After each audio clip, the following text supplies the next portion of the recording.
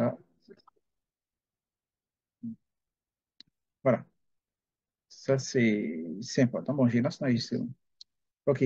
Bon, voilà. On va parler des avantages aujourd'hui, des avantages en relations internationales, en environnement international.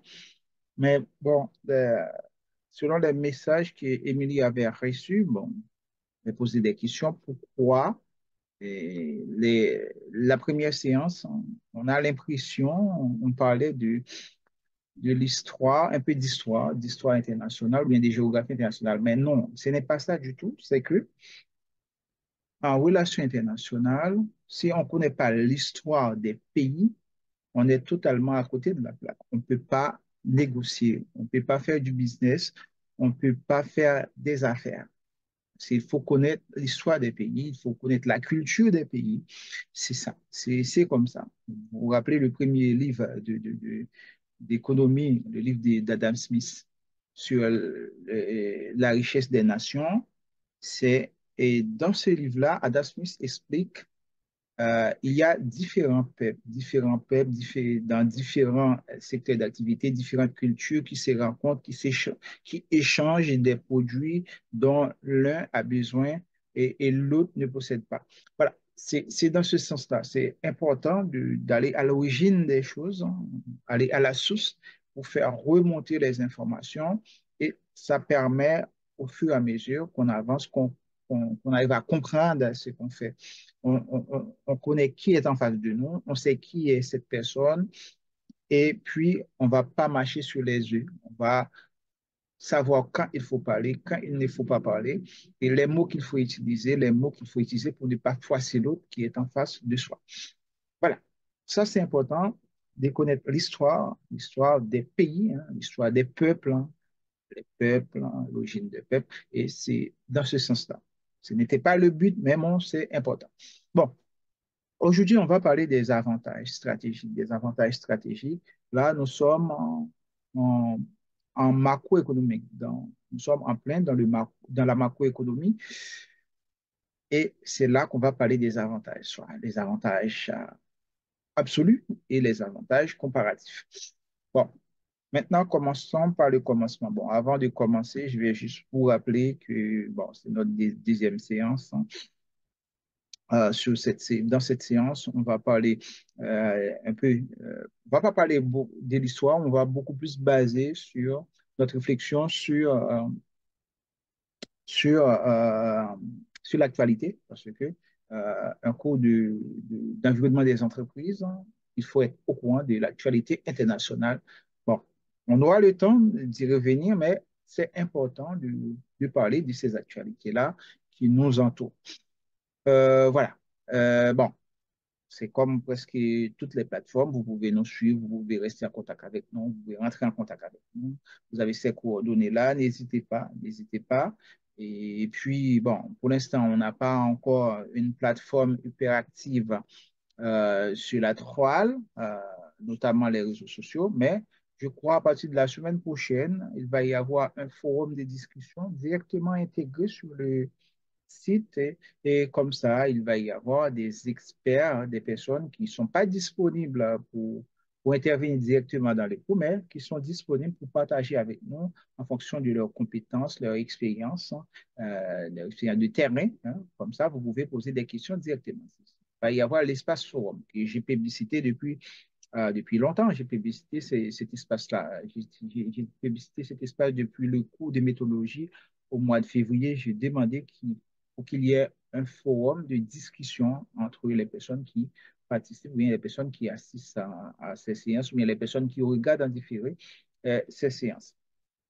Voilà, au sommaire du jour, nous allons parler des questions d'actualité, les questions qui concernent l'actualité du monde, hein, et après, on va parler des avantages stratégiques, à savoir avantages absolus et avantages comparatifs. Si on a du temps devant nous, parce qu'on doit terminer normalement à 23 heures, oui, 23 heures, ça peut aller jusqu'à 23h30.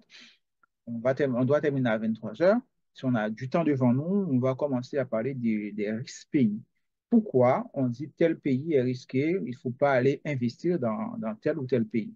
Mais bon, là encore, on va avoir des économistes qui sont mal informés des fois, ou bien qui sont mal formés dans certains cas, qui vont dire qui vont baser leur réflexion sur la dette du pays. Bon, la dette du pays, quand c'est comme ça, c'est une faute grave. C'est une faute grave, c'est pas seulement la dette. Si on allait baser la réflexion sur la dette souveraine du pays, les pays, des pays européens qu'on qualifie des pays riches, ces pays-là n'allaient jamais recevoir des investissements directs étrangers. Pareil pour les États-Unis d'Amérique. Les États-Unis d'Amérique n'allaient jamais recevoir des investissements étrangers. Ce sont ces pays-là qui sont les plus endettés au monde. Voilà, c'est ça. Il faut tenir compte de plusieurs paramètres, des facteurs qu'on va voir tout à l'heure. Je ne vais pas vous spolier, mais on va voir tout à l'heure. Voilà. En gros, c'est déjà pour question d'actualité. On commence par les États-Unis. Les États-Unis, vous savez pourquoi parler des États-Unis, pourquoi parler des États-Unis, pourquoi parler de l'Union européenne, pourquoi parler de BRICS dans le cadre de ce module? Parce que ce sont des blocs ou des pays qui influencent la relation internationale, d'une part, et aussi qui influencent le commerce international et l'environnement des entreprises. Dans l'entreprise, parce que c'est important qu'il faut parler de ces pays-là. Bon, là, on ne va pas passer notre temps à parler pour parler. C'est juste ça pour vous dire, des personnalités, ça, ce sont des personnalités que Donald Trump nomme, hein. Ce sont des nominations. Ces personnalités sont nominées. Ce ne sont pas des personnalités choisies, mais ce sont des personnalités nominées. Et ces personnalités sont nominées, elles vont passer devant le Sénat. C'est le Sénat qui va ratifier ces choix. C'est juste des nominations, mais c'est au Sénat de les ratifier. Bon, parmi lesquelles, bon, on ne va pas tout dire, mais il y a certaines personnalités qu'il faut qu'on retienne leur nom parce que ces personnalités, si le Sénat valide leur nom, ces personnalités vont avoir pas mal d'influence sur la relation internationale et sur le commerce international et sur les entreprises, la survie des entreprises à l'international. Bon, on ne va pas tout dire, tout est là, vous voyez, vous savez lire, on ne va pas tout, tout dire. Mais par contre, c'est important de rappeler le rôle euh, de chaque personnalité qui sont importantes. Comme Marco Rubio, c'est lui qui va probablement, si le Sénat valide son choix, c'est lui qui va être le secrétaire d'État américain. C'est lui qui va être le chef de la diplomatie américaine. Et ce personnage, c'est un personnage qu'on qualifie de conservateur. Quand on dit conservateur, quand on parle de conservateur aux États-Unis, on voit pour le business mondial les mesures protectionnistes. Les mesures protectionnistes, ça, c'est comme ça. Et eux également, quand on entend parler des sanctions sur plusieurs pays, notamment des pays comme la Russie, par exemple, la Russie, l'Iran, c'est ces gens de personnalités qui sont derrière, sont des conservateurs. Lui, c'est un conservateur, il est d'origine latino, mais quand on analyse ses discours dans le passé, lui, il est très hostile à tout ce qui concerne les pays de l'Amérique du Sud, soit le Venezuela, la Bolivie, tout ça. Venezuela, pourquoi? C'est Venezuela riche en pétrole. Bolivie, pourquoi? C'est riche en minerais de sel qu'on peut utiliser, minerais de sel, minerais de lithium, qu'on peut utiliser pour la fabrication des batteries pour les voitures électriques. Bon, voilà. Alors, c'est ça, en gros, c'est important de mentionner ces noms-là. Peut-être qu'on va entendre parler de ces noms-là dans les années, pour les 4 années à venir. Voilà, ça c'est important de mentionner. Et après, on a une autre personnalité, je crois, c'est l'une des personnalités les plus compétentes, c'est cette femme-là, c'est Tulsi Gabbard, qui a été nommée comme chef du renseignement intérieur, chef du renseignement. Alors, tout ce qu'on parle là, parler des relations internationales, stratégie internationale, tout est une question d'information. Tout est une question de données. C'est la personne qui va être à la charge de la recherche de l'information, quel que soit le type d'information. Quel que soit le type d'information, soit des informations pour peser sur la balance internationale, la balance commerciale internationale, soit des informations purement stratégiques. Comme ça, ils vont être au courant de tel ou tel groupe d'entreprises qui a une difficulté financière, par exemple, ou bien tel ou tel groupe d'entreprises impliqué dans une affaire, entre guillemets, soit corruption, soit soudoiement. Et comme ça, ils vont mettre la pression sur ces entreprises-là. Bon, on ne va pas rentrer en détail, mais c'est important. L'information, c'est de la clé. La clé.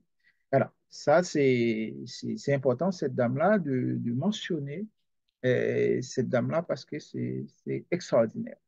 Après cette dame-là, il y a une autre personnalité qu'on peut mentionner aussi, Pete Hegseth. Pete Hegseth, bah, là encore, c'est une autre personnalité au premier plan qu'on peut mentionner. Lui, il travaille, il a été nommé au département de la Défense. Au département de la Défense, en tant que, c'est comme si c'est on va dire, c'est le procureur général. Hein, le procureur général. Ah, au département de la Défense, hein, on sait très bien, quand on voit qu'il y a des guerres dans certains pays ou bien dans certaines régions du monde, ces guerres qu'ils ont n'ont rien à voir, n'ont rien à voir avec la politique. Derrière, il y a des enjeux économiques cachés derrière. Pourquoi j'ai dit ça? Parce que pourquoi on mentionne ce nom-là? Parce que c'est important. C'est important. Et tous ces gens-là qu'on a cités, presque tous, ce sont des conservateurs, des vrais conservateurs, sauf probablement Robert Fitzgerald Kennedy, qui n'est pas un conservateur, qui n'est pas considéré comme un conservateur. Tous les autres sont des conservateurs. Conservateur, en quelque sorte, c'est faire en sorte que les États-Unis soient toujours la, la plus grande puissance du monde, puissance économique, puissance militaire, c'est au sens large. Voilà, c'est important de mentionner ces noms-là. Vous aurez le temps d'y revenir, hein. On aura le temps aussi, mais c'est important de mentionner. Bon, on ne va pas se passer tout le temps à parler, mais il y a d'autres que vous connaissez déjà. Bon, je ne vais pas tous citer. Tous citer.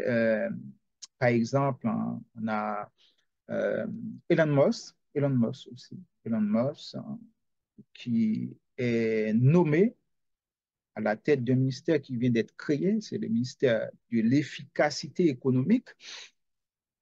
Quand on parle de l'efficacité économique, hein, le danger peut, euh, qui peut arriver pour un pays comme les États-Unis, c'est que il peut y avoir des suppressions de postes, comme il avait fait quand avait racheté Twitter qui est devenu X.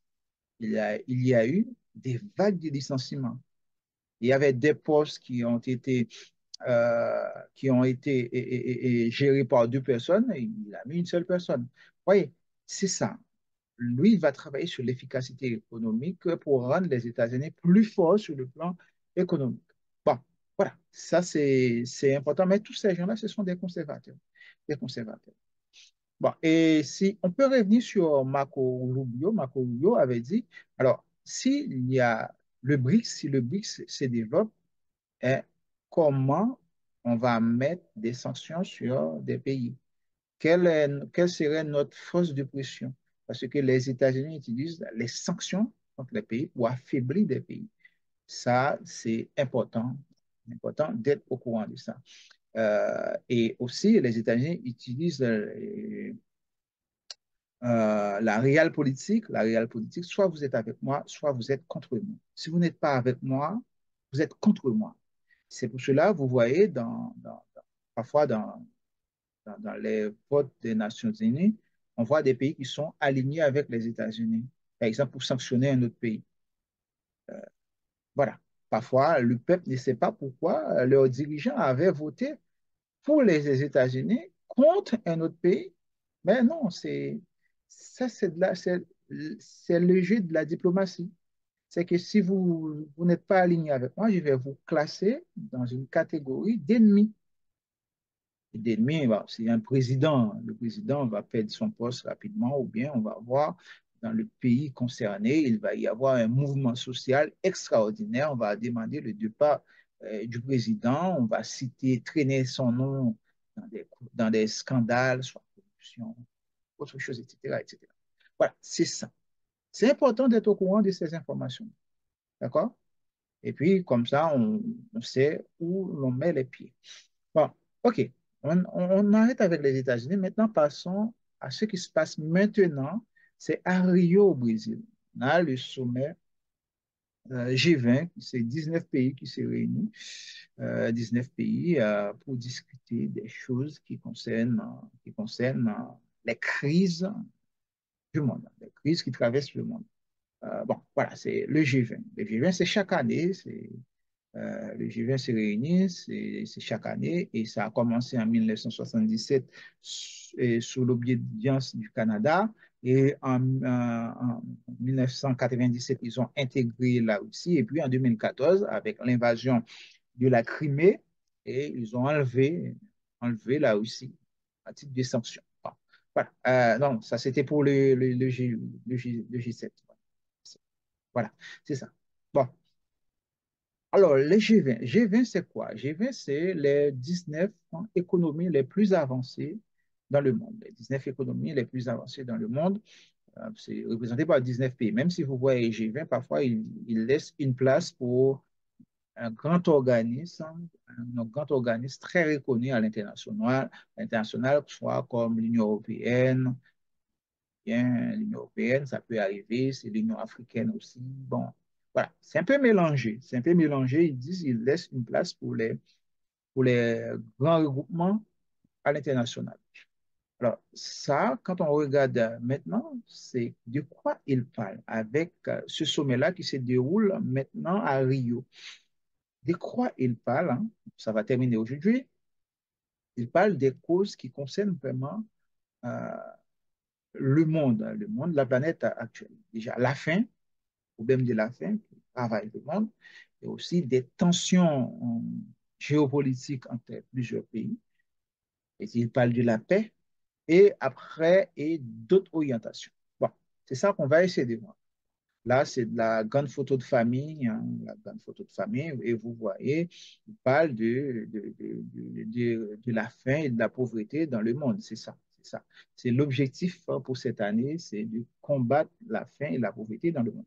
Et vous savez que pour les objectifs du développement durable qui vont expirer en 2030, la majorité des objectifs, des 17 objectifs des ODD, on n'arrive même pas à atteindre 5 de ces objectifs. Parce que, oui, c'est vrai, l'ONU formule souvent des objectifs comme il y avait l'objectif du millénaire qui était expiré en 2015. Et après, on a eu les ODD. Bon, peut-être après les ODD, on va avoir d'autres objectifs. Chaque fois qu'il y a ces objectifs, il y a des avancées, c'est vrai, mais les résultats ne sont jamais au rendez-vous parce que le côté humain, le facteur humain, c'est ça qui est plus catastrophique. C'est vrai, on parle de la guerre à la fin, contre la faim, la guerre contre la faim, la guerre contre la pauvreté, mais qui fait la guerre? Qui fait la pauvreté? Qui crée la pauvreté? Qui crée la faim? Bah, voilà, ce sont des hommes. Mais voilà, ce sont des choses qu'il faut en tenir compte. C'est très bien, ça fait plaisir quand une bande de copains se réunit dans un forum économique pour parler des problèmes euh, mondiaux, ça fait du bien. Surtout quand on regarde cette photo de famille, bien que ce n'est pas très clair, tous les grands dirigeants sont là. Sauf Vladimir Poutine qui n'est pas là pour la Russie, qui est représenté par la Cour, mais il y a Emmanuel Macron, il y a Joe Biden, il y a Kermer pour l'Angleterre, il y a Olaf Scholz, il y a Van der Leyen pour la Commission de l'Union européenne. Il y a Charles Michel en tant que président du Conseil de l'Europe. Il y a tous les gratins, sans oublier Lula, bon, c'est chez lui. Il y a Lula, il y a Modi là qui est en, je crois que c'est une robe noir et blanc, ça. Et Modi est là, Modi, le premier ministre indien. Tous les grands dirigeants du monde sont là. Tous les grands dirigeants du monde sont là. Les 19 pays les plus avancés sur le plan économique sont représentés ici. Voilà. Alors, ils se rencontrent, ils discutent des choses qui les intéressent. Et d'ailleurs, en marge de ce forum, Joe Biden avait fait une déclaration où il a dit que maintenant, l'Ukraine peut utiliser les armes des missiles à longue portée jusqu'à 300 kilomètres pour atteindre la Russie. Voilà, ça fait pas mal de discussions, pas mal de discussions. On dit, ouais, bon, ça, c'est pas possible. Bon, on voit, c'était peut-être une façon pour donner de la matière à monde aux médias parce que les médias aiment tellement rapporter des faits. Et puis bon, il a fait une déclaration, juste une déclaration pour une déclaration, à tel point que les autorités, les hauts gradés de la Pentagone a dit, bah, ça, c'est pas possible. C'est pas possible, sinon ça nous amène directement dans la Troisième Guerre mondiale. Troisième Guerre mondiale. Alors, ça, c'est pas possible. Et surtout, il reste seulement 2 mois à Joe Biden, hein, pour laisser le pouvoir pour faire la passation à Donald Trump. Ça, c'est irresponsable. C'est un chef d'État comme Joe Biden pourrait donner l'autorisation à l'Ukraine. Alors, donner l'autorisation à l'Ukraine, peut-être vous allez poser la question, pourquoi? C'est parce que ben, ce sont les Occidentaux qui fournissent l'Ukraine en armes, qui fournissent à l'Ukraine. Voilà. Alors, c'est ça. OK, on va voir un peu en description des enjeux. Les enjeux, on avait dit lutte contre la faim et la pauvreté, la guerre contre la faim et la pauvreté, qui c'est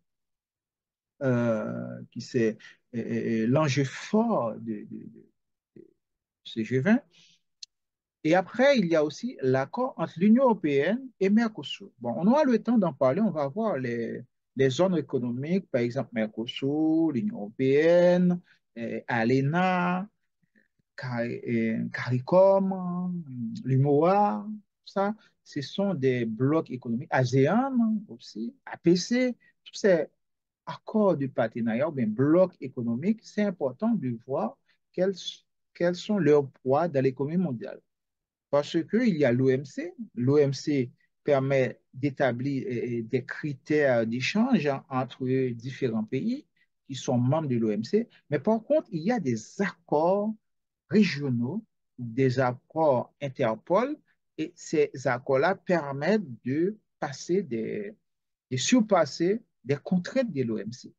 Ça, c'est important. Il faut en tenir compte de ça. On aura le temps d'en parler. Alors, accord entre Mercosur et l'Union européenne, c'est un accord très important parce que si vous regardez les informations, par exemple en France, là, il y a les mouvements sociaux, les agriculteurs sont dans la rue. Les agriculteurs sont dans la rue, ils disent que après la signature de cet accord-là, les agriculteurs européens vont être au chômage. Les agriculteurs qui font partie de l'Union européenne vont être au chômage parce que des pays comme l'Argentine, le Brésil sont des grands producteurs alimentaires dans le monde. Ce sont des grands producteurs alimentaires et le coût de la production est moins cher au Brésil. On avait vu ça comme le dernier diapo qu'on avait vu à la première séance. On avait vu que le coût de production, c'est ça qui fait que les entreprises peuvent quitter un pays pour aller se délocaliser dans un autre pays, dans le pays où le coût de la production est plus faible.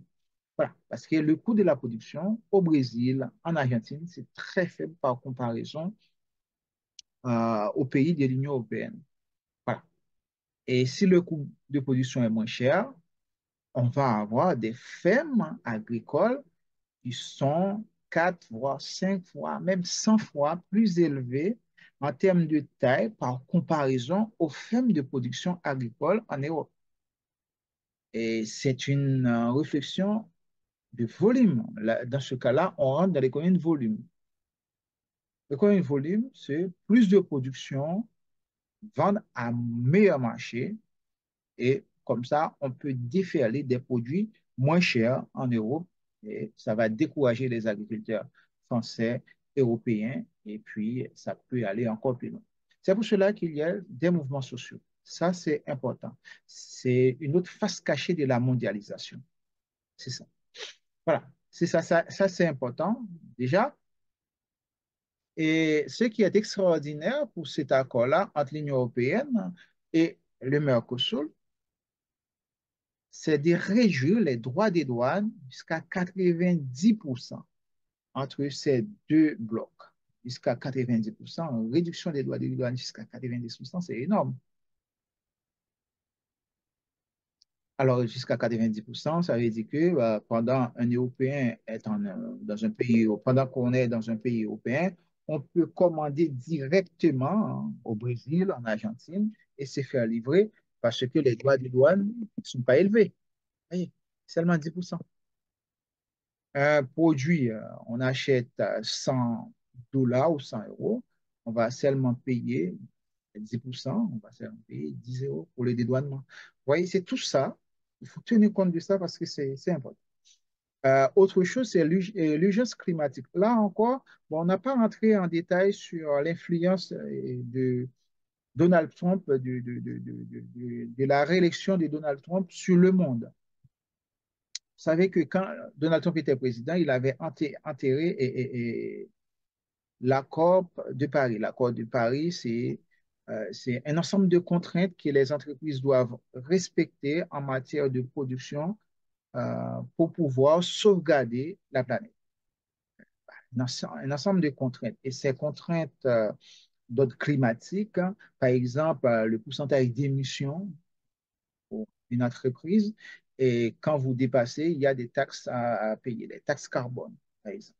C'est tout ça, c'est important, hein. C'est important de tenir compte de ça parce que nous vivons dans une planète, dans un monde où il y a un dérèglement climatique extraordinaire. On avait vu, ça fait 2 semaines qu'il y a eu des inondations à Valence, hein, à Valence, en Espagne. C'est important qu'il faut en tenir compte de ça. Voilà, les gens qui parlent, s'il vous plaît. Merci. Alors, c'est important qu'il faut en tenir compte de ça parce que quand on parle de dérèglement climatique, ce n'est pas une blague, surtout.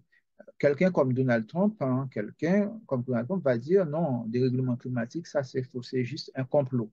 C'est juste un complot des altermondialistes. Là, là encore, c'est faux. Ce n'est pas un complot d'altermondialistes. C'est plutôt c'est sur la base des recherches scientifiques. Ce sont des faits. On avait vu pendant la COVID-19, il y a eu l'arrêt des usines et, et la production de CO2 a chuté et les gens respiraient mieux. C'est juste des analyses scientifiques, hein, des observatoires qui ont produit ces données. Voilà, c'est juste pour vous dire que là, il n'y a pas une blague. Et là encore, je crois que Donald Trump a même nommé quelqu'un à la tête du ministère de l'Environnement, quelqu'un qui est anti-climat. Anti-climat, il est climato-sceptique. Voilà. Ça encore, ce sont des choses qu'il faut en tenir. Oui, oui, ça c'est urgence climatique. C'est partout. Il y a de l'inondation. On voit maintenant les périodes pluvieuses sont déphasées. Pourquoi on parle de ça? Parce que quand on fait du business hein, à l'international, il faut en tenir compte de ça. Quand on va dans un pays, on va travailler en tant que diplomate, il faut en tenir compte. Par exemple, si vous allez en Asie du Sud-Est, pendant la période de la mousson, vous ne pouvez même pas sortir. Il y a des inondations partout. Il y a de l'eau partout. On ne peut pas travailler. Si on fait du business, on va perdre de l'argent. C'est ça qu'il faut tenir compte. Et pareil, on- un pays, bon, pas un pays, on va voir, si on veut faire du business avec l'Afrique subsaharienne. Et là, on a le désert qui est à proximité. Quand on est en période de sécheresse, et ça va provoquer pas mal de problèmes, des crises sociales d'une part, et aussi le manque d'eau, sécheresse, manque d'eau, ça va augmenter le prix des produits, et si le prix des produits augmente, et là, on va vous demander d'augmenter les salaires des personnes qui travaillent avec vous. C'est tout ça aussi qu'il faut en tenir compte. Ce n'est pas une blague.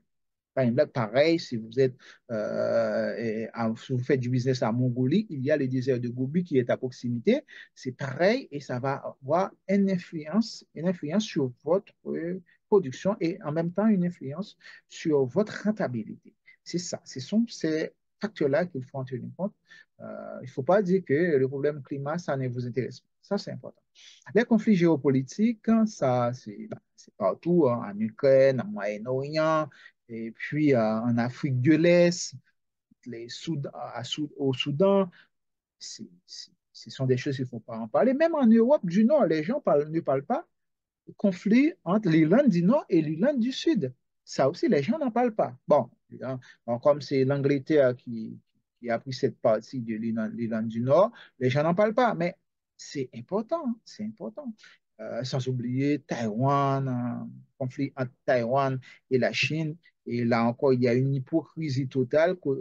D'un côté, les Nations Unies ont reconnu le droit de la Chine continentale sur Taïwan, et puis, il y a certains pays occidentaux qui disent non, il faut donner l'autonomie, hein, à Taïwan. Taïwan, c'est un territoire autonome. Et pourtant, quand on regarde l'histoire, c'est une guerre qu'il y a eu, une guerre fratricide, c'était une guerre civile. Et puis, bon, pour gérer Taïwan, et puis Mao a laissé Taïwan à Chiang Kai-shek et Chiang Kai-shek voulait prendre l'indépendance. Et Chiang Kai-shek était allé à Taïwan, c'est dans la mesure d'organiser un mouvement de résistance pour revenir en Chine, pour chasser les leaders qui étaient au pouvoir, pour prendre le pouvoir. C'était ça, sa stratégie. C'était ça, sa stratégie. Bon, voilà. Bon, on ne va pas rentrer trop en détail, on aura le temps d'en parler, mais c'est important de tenir compte de ça quand on parle de conflits géopolitiques. Et parfois, ce sont des hommes qui ont créé ces conflits-là. Et pourtant, dans la pratique, ça ne sert à rien. C'est pareil quand on voit entre les décorés Corée du Nord et Corée du Sud, c'était juste une question idéologique.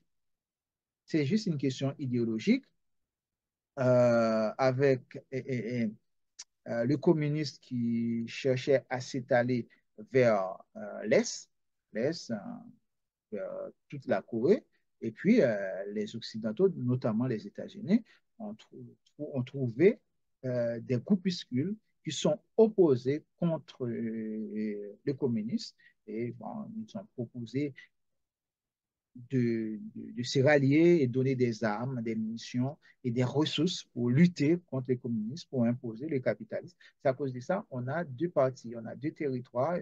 Le Corée du Nord, c'est communiste et communiste et autocratique. Et Corée du Sud, c'est capitaliste et démocratique. Bon, là encore, il y a des choses à discuter parce que c'est important. C'est important, il faut tenir compte de ça. Quand on parle de conflits géopolitiques, hein, parfois ce sont les personnes qui sont à la base de ces conflits qui parlent qu'il faut trouver une solution. On va revenir sur le conflit géopolitique. Et par rapport à ça, Lula, le président brésilien, a fait une déclaration hier. Il a dit, cette histoire, dans le Conseil de sécurité des Nations Unies, il y a seulement 5 pays qui ont le droit de veto. Il faut qu'on trouve une solution à ça. Et nous, les pays qui sont en voie de développement, bah, qui sont parfois on dit en voie de développement, les pays émergents, bon, ces pays sont déjà émergés. Bon, quand on prend par l'exemple du Brésil, le Brésil est déjà émergé, l'Afrique du Sud est déjà émergée, l'Inde est déjà émergée. Bon, la Chine plus ou moins, bon, c'est un peu différent. Alors, ces pays-là veulent aussi leur place. C'est ça. Ça pour dire que c'est à cause de ça qu'il y a des conflits, parce qu'il y a seulement 5 pays qui ont le droit de veto aux Nations Unies. Voilà, on ne peut pas accepter ces genres de choses. C'est pour la deuxième fois que les pays émergents tapent du poing sur la table pour dire que c'est inacceptable. C'est inacceptable. Ça, c'est le Brésil. Comme c'est chez lui, il a les droits de dire ça. Il a les droits, il a dit, bon, voilà. Lula a dit, c'est pas possible de laisser seulement les États-Unis, la Russie, la Chine, la France et la Grande-Bretagne et comme pays qui ont le droit de veto. Bon, voilà, en gros, c'est ça. Bon, on revient déjà sur l'économie numérique. L'économie numérique, c'est quand on parle de l'économie numérique de nos jours, on parle de big data, on parle des big data, on parle d'ordinateurs quantiques hein, qui permettent de faire des calculs avec de gros volumes de données. C'est de ça qu'on parle. On parle déjà. Quand on dit exclusivité et inclusivité pour l'économie numérique, là encore, là on peut rêver parce que avoir la technologie dans certains pays, il faut qu'on ait au moins des infrastructures numériques. Avoir de l'infrastructure numérique demande avant tout d'avoir des infrastructures énergétiques. Là encore, je pense que c'est bien, mais bon, les gens qui étaient réunis, ce sont les 19 pays les plus riches. Les 19 pays les plus riches, bon, il y a des pays qui ne comptent pas. Ça aussi. Il faut en tenir compte. Après, mes réserves, pourquoi des blocs? Il y a des blocs qui sont représentés, qui ont été invités. Pourquoi des blocs comme CARICOM n'ont pas été invités? CARICOM n'a pas été invité. Comme ASEAN n'a pas été invité. Voilà. Ce sont des questions qu'il faut poser. Si on a invité l'Union européenne, on a invité l'UMOA, c'est bien, mais pourquoi pas CARICOM, pourquoi pas ZLEA aussi? Pourquoi pas ZLEA? Pourquoi pas ASEAN? Pourquoi pas APC? Voilà, c'est tout ça, il faut tenir compte de ça. Bon, OK, on a terminé de parler de ces choses-là parce que c'est important. Ce sont des informations qui font d'actualité, mais ce sont, quand on parle de relations internationales et business international, environnement des entreprises, ce sont ces groupes-là qui influencent le monde. Il faut tenir compte de ce qu'ils font.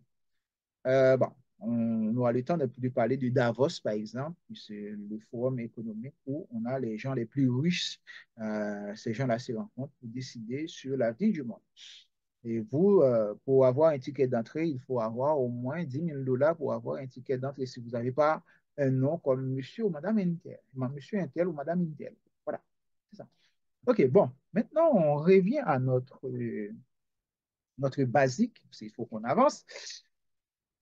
C'est vrai, j'avais dit j'allais prendre 30 minutes. Bon, j'ai pris plus que 30 minutes. Donc, bon, ça, ce n'est pas grave. Maintenant, on va parler du, du commerce international, les théories fondatrices du commerce international. Ces fondateurs sont déjà Adam Smith et après, on a David Ricardo. Ce qui est intéressant, c'est que Adam Smith, c'est le premier, c'est le père de l'économie et David Ricardo, c'est le père de l'économie libérale. C'est ça. Oui.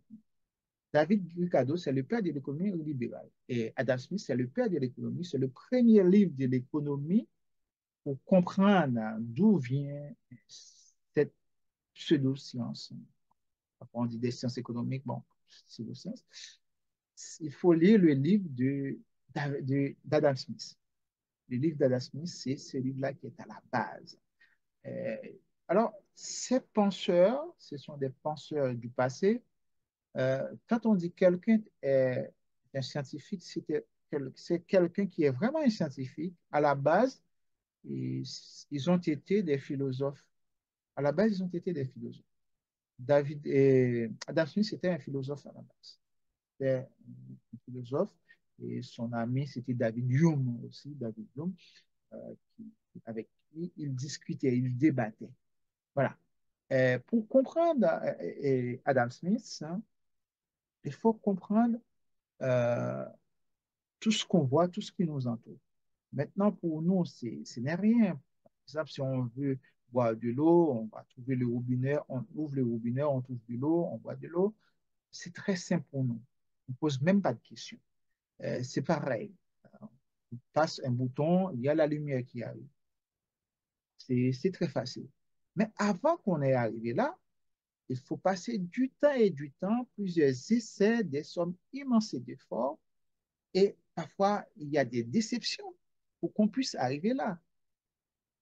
Mais ce qui est, pourquoi on parle de Adam Smith aujourd'hui, c'est parce que lui, il a observé ce qui se passait autour de lui pendant la période de la révolution industrielle, de la révolution industrielle en Angleterre. C'est à ce moment-là qu'il a constaté comment le monde bouge. Et en même temps, il y a eu bon, ce que les Européens appelaient les périodes des grandes découvertes, hein, des grandes découvertes. Est-ce que c'était des grandes découvertes? Non, je ne suis pas sûr. Mais c'était plutôt la période de l'accaparement de la richesse du monde, période euh, où ils ont trouvé des terres qui n'étaient parfois, qui sont habitées parfois et parfois qui ne sont pas habitées. Ils prennent possession, ils disent, bon, je prends la possession au nom du roi, au nom de la reine. Et puis quand il dit au nom du roi, il dit au nom du roi très chrétien, au nom de la reine très chrétienne. Bon, voilà, c'était leur discours. C'est comme ça. Pendant ces périodes-là, ils disent découverte, découverte, hein, pour qui? Pour prendre le sens que ce que les philosophes hein, ou bien les intellectuels n'arrivent pas à expliquer, même dans leurs recherches, hein, c'est à d'autres de le faire, c'est quand ils découvrent, pour eux, ils étaient dans les ténèbres, vraiment dans les ténèbres. Ils étaient dans les ténèbres, c'est quand ils arrivent à découvrir ces territoires, ils trouvent d'autres cultures et aussi des richesses sur différents domaines. Bon, à l'époque, on avait déjà parlé à la première séance, tout a commencé par le mercantilisme billioniste, hein, le mercantilisme billioniste qui est basé sur la quantité d'or et d'argent que vous possédez. Vous mettez ça dans une caisse et vous théorisez, thésaurisez cette richesse. Et puis, bon, voilà, vous gardez, vous conservez. Quand il n'y a plus en circulation, et là, ça provoque la rareté. Et quand il y a rareté, on peut faire monter le coût de la bourse, on peut faire monter l'argent. Bon, voilà, ça c'est important. Il faut qu'on place les choses dans leur contexte. Pendant cette période-là, et il y a eu des déplacements de partout entre surtout l'Amérique, la découverte de l'Amérique. Il y a aussi la découverte pacifique, hein, surtout avec Magellan, qui a tracé les routes de circulation pour passer de l'Amérique du Sud vers le Pacifique, pour arriver en Asie. Voilà, c'est quand ils arrivent, ils découvrent ces peuples, ils découvrent des richesses, ils ont rapporté ces richesses en Europe. C'est à ce moment-là, ça permet aux gens de vivre mieux, de trouver un peu de l'exotisme, de discuter entre eux. Ça fait débat dans les cafés, ça fait débat dans les salons, hein, ça fait débat. Et puis les gens, l'aristocratie hein, européenne, sont friands de ces produits-là qui viennent de partout. Et aussi, ça fait débat. Quand les gens se rencontrent, c'est philosophe. C'est philosophe, et les gens, c'est philosophe entre eux. C'est ça. C'est ça qui a donné naissance hein, à des personnes dont Isaac Newton, comme vous avez parlé. Mais maintenant, ce qui nous intéresse, c'est l'économie avec Adam Smith. Il débattait beaucoup. C'est quelqu'un qui discutait beaucoup. Dans son observation, euh, il a vu que comment ça se passe autour de lui. Il voit que la personne qui est menuisée cherche parfois à travailler beaucoup plus quand la personne exécute un contrat pour une compagnie. Par exemple, à l'époque, c'était la Compagnie des Indes. Quand on dit Compagnie des Indes, c'est les compagnies qui cherchent à faire les découvertes ou bien les compagnies qui cherchent à exploiter des autres pays, etc. Alors, je vous résume tout de cette manière-là. Il a constaté que pour exécuter un contrat, si on a besoin de 10 chaises et la personne qui se consacre à 10 chaises passe moins de temps pour faire les 10 chaises au lieu de faire des chaises et des lits ou bien des portes. Ça prend plus de temps, mais vous faites 10 chaises et ça va encore plus loin. C'est pour cela qu'il avait dit, ah franchement, il commence à donner du sens. Il commence à poser la question. il y a tellement de produits qui sont fabriqués en Angleterre et l'Angleterre commence à échanger avec d'autres pays. Il a dit, il faut qu'il donne du sens à ça. Dans sa discussion, il commence à écrire, hein, dans sa discussion avec les autres, il commence à poser des questions et après, il commence à écrire. C'est comme ça a pris naissance hein, de son fameux livre sur la richesse des nations. On va en parler tout à l'heure. Bon, alors, euh, là, on va parler de la base du commerce international. Comme base du commerce international, ce sont les échanges entre plusieurs pays. On prend l'exemple de deux pays qui cherchent à commercer. Tout à l'heure, on avait parlé de l'accord entre Mercosur et l'Union européenne.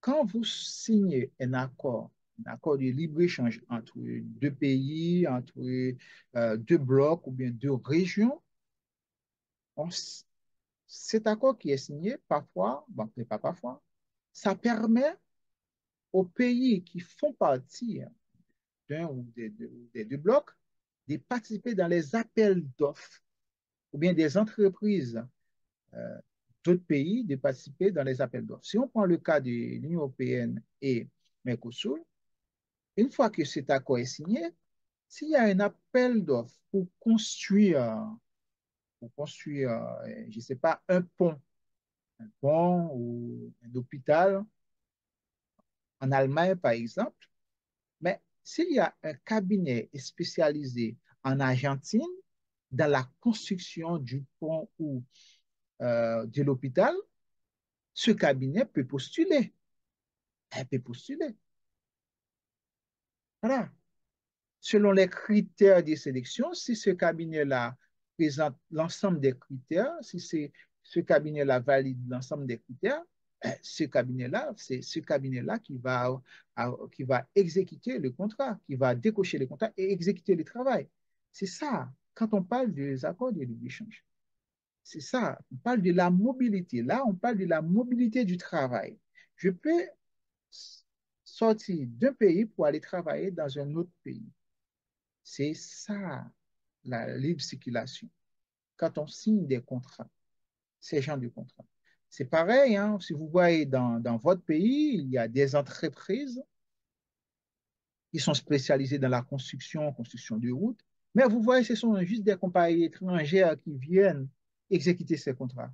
Mais là, vous n'allez pas dire qu'ils ont vendu le pays à des compagnies étrangères, mais non, on ne sait pas quel accord les deux pays, le pays d'origine de la compagnie avait signé avec votre pays.